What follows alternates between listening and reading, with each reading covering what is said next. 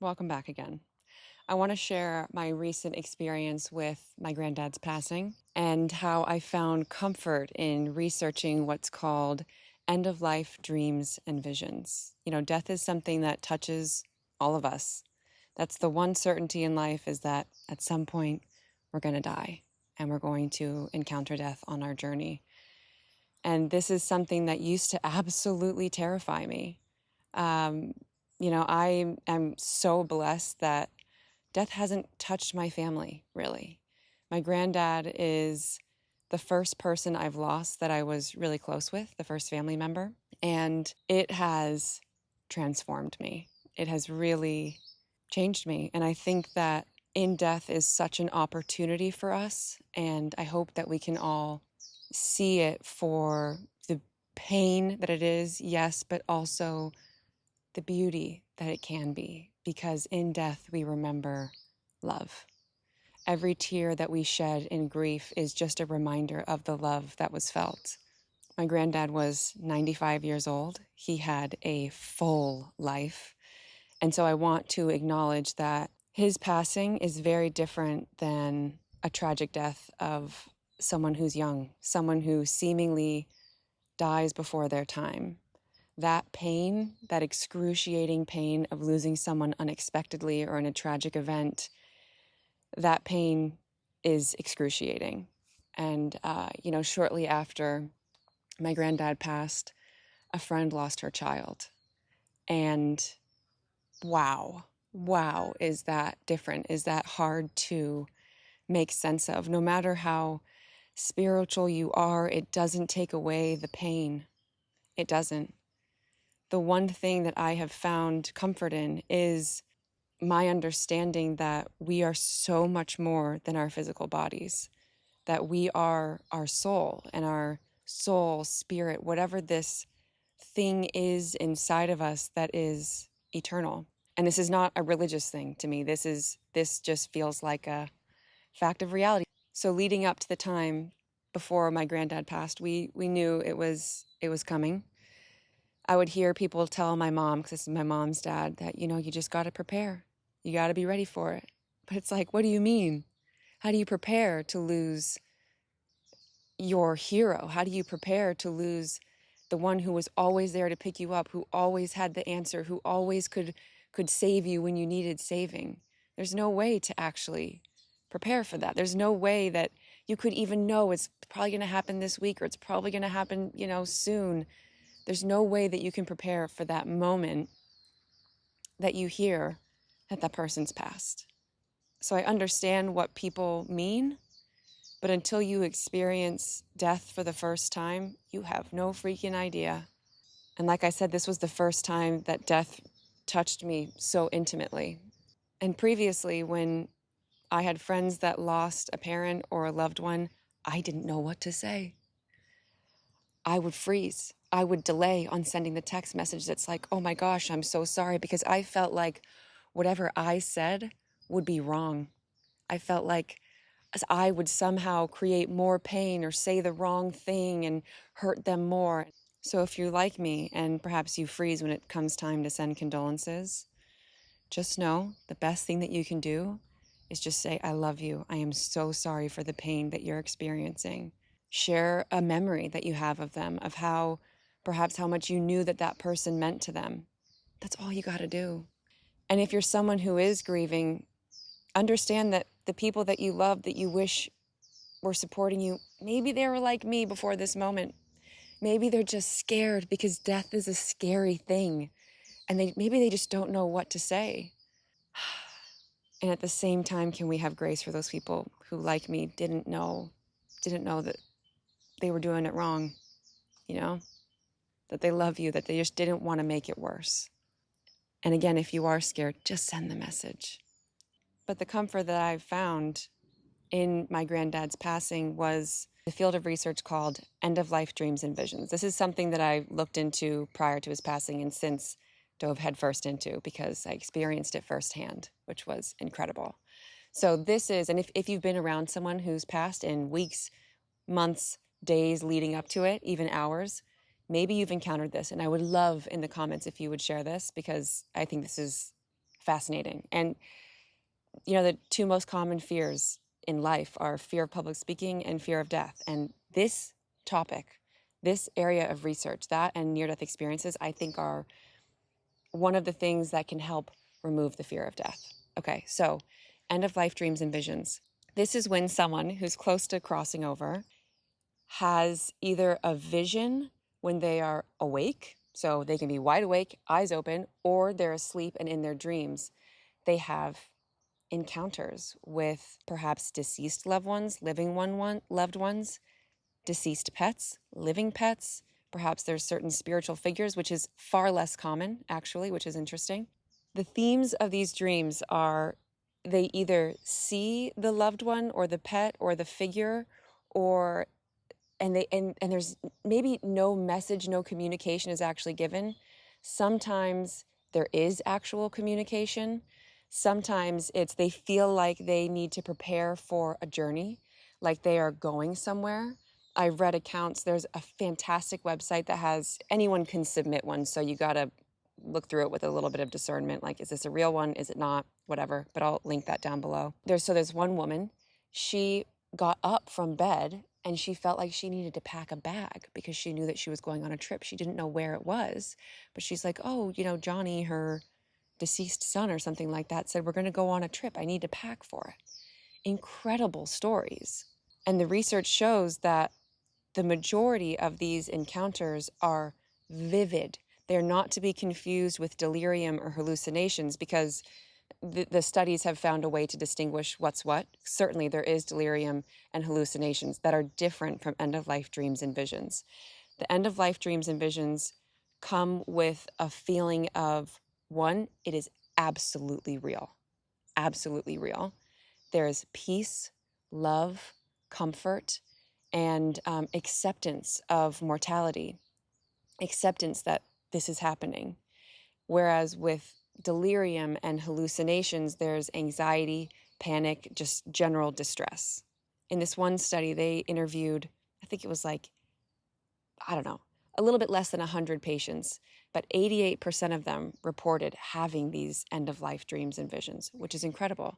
And they are more likely to increase the closer to the time of passing that the person becomes. Another very common occurrence in someone who's getting close to the end is they might start reaching up. They might start reaching up.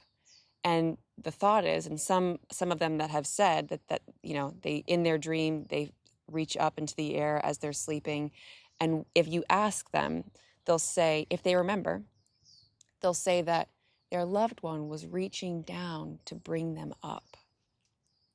Whoa, whoa, whoa, whoa.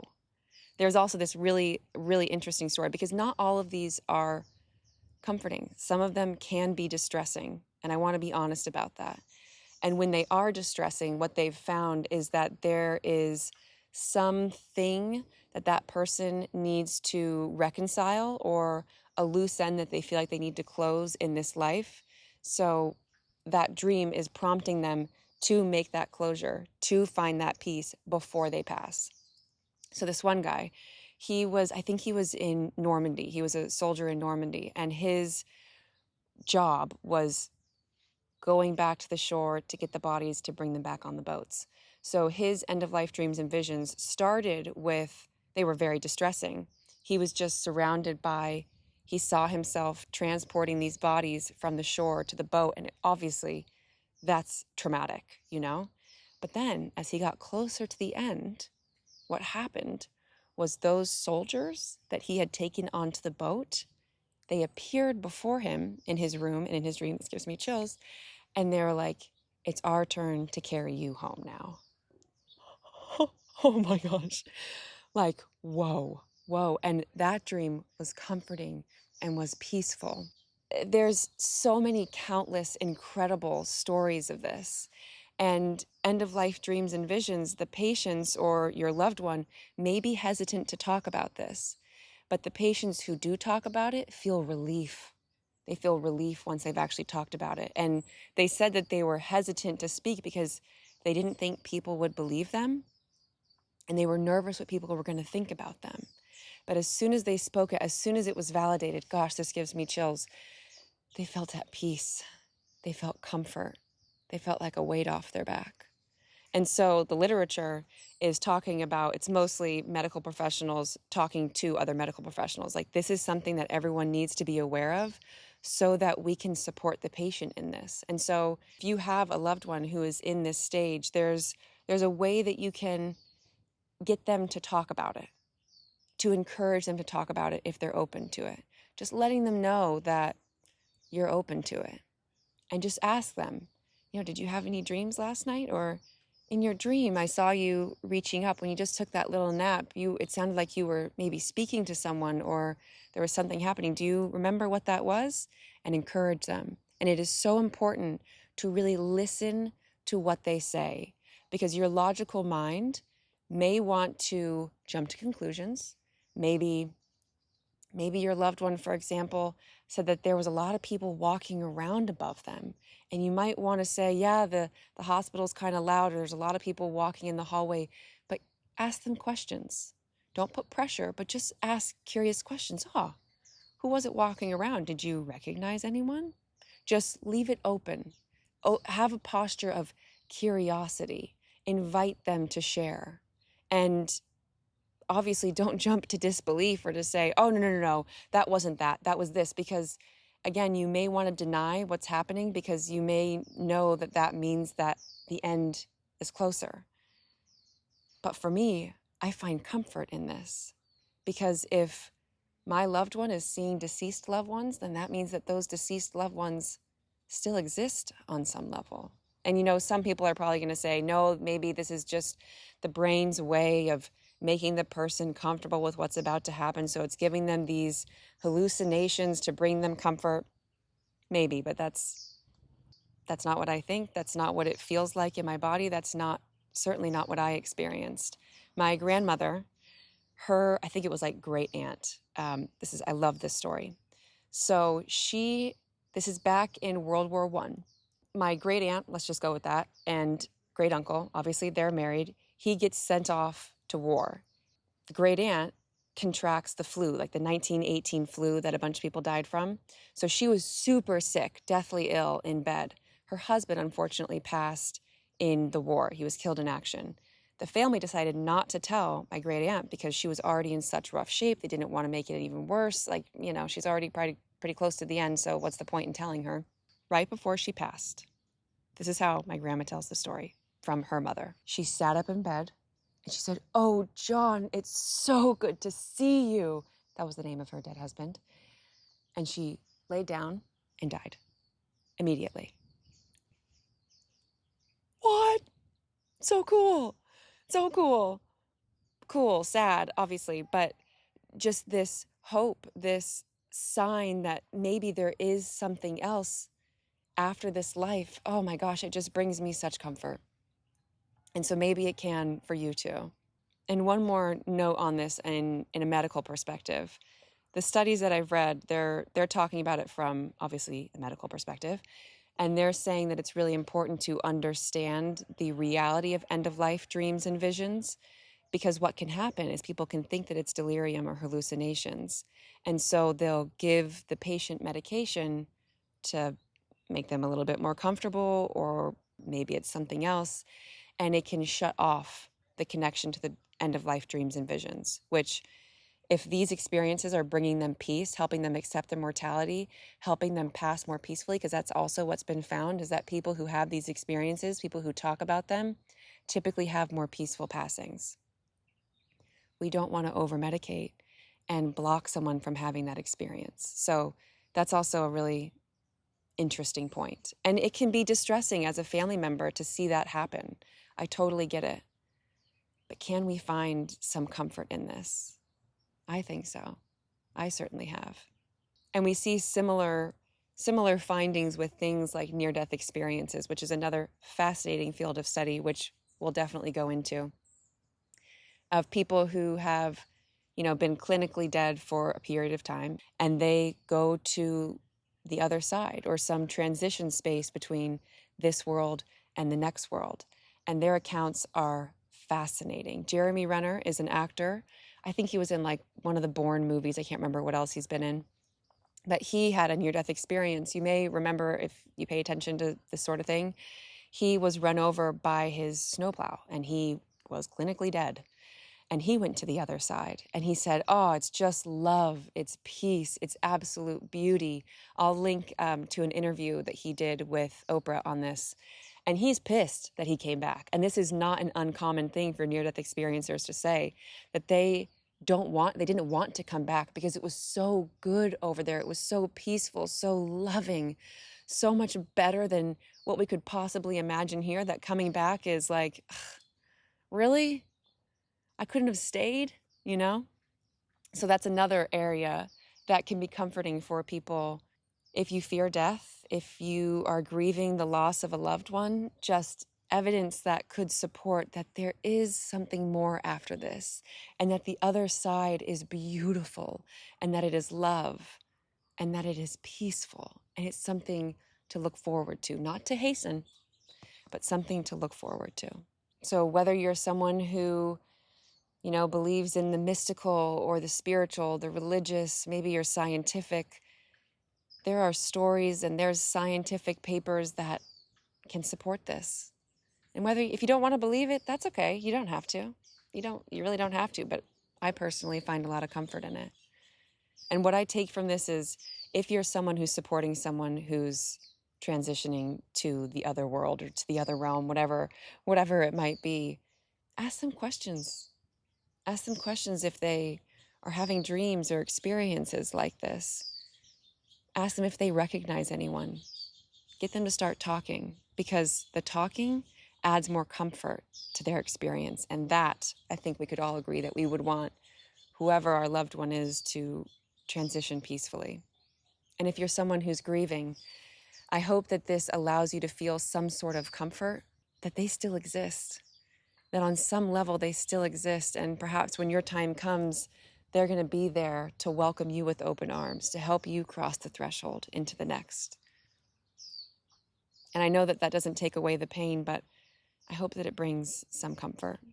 And if you fear death, maybe you start to look into things like this, end-of-life dreams and visions, or near-death experiences, and maybe finding the comfort with what I believe is the reality that we are so much more than this physical body, that we are a spiritual being that's having this physical experience for a limited time, and then we go back to our true home.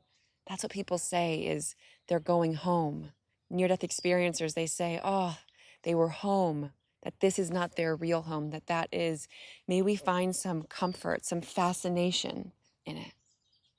While I absolutely miss my granddad, I find peace that he is in such a beautiful place, what I believe to be a beautiful place. I am so grateful for the time that I had spent with him this last year. And this is another last note.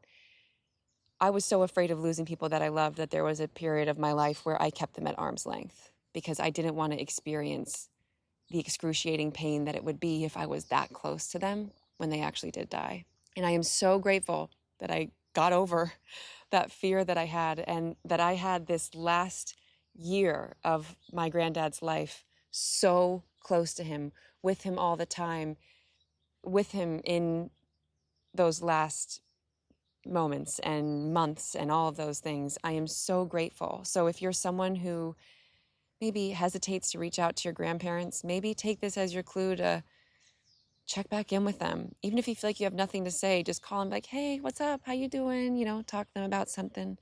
That connection is something that, you don't get a redo in that. And if you are someone who had space, who didn't create the connection before they passed, know that it's okay. It's okay. They don't hold any grudges against you. Over there, there's no grudges. They have the full experience and understanding of what it's like to be human, of why you come to be human. They hold nothing of resentment or anything towards you. If this brought you any comfort, maybe you share it with someone who could be supported by this. Maybe you reach out to the people and say, I'm so sorry I didn't send condolences the way that I wish that I could. Maybe you spend more time with your grandparents. Maybe you start to look into end-of-life dreams and visions or near-death experiences, or stay tuned for the next episodes here, because this is something that transformed my life. It's something that took away my fear of death. I don't have it. And again, if you have any experience with end-of-life dreams and visions, I would love to hear it. Or maybe a near-death experience. Please, please share it with me in the comments. I would love to hear. Thanks for tuning in. I'll see you next time.